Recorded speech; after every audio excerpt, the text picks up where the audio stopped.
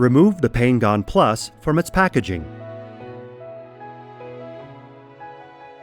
Paingone Plus is supplied with a battery.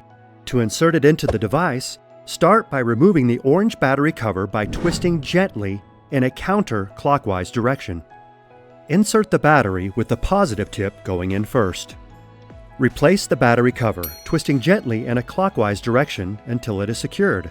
Be careful not to apply too much pressure.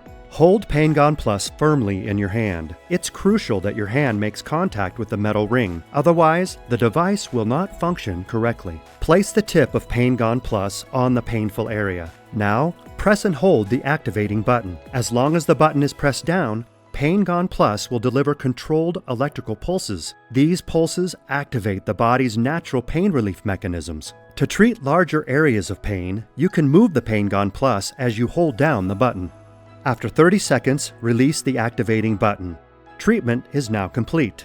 Many users feel the benefits within a few minutes. Paingone Plus can be used as often as required.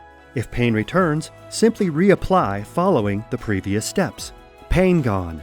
Fast, effective pain relief.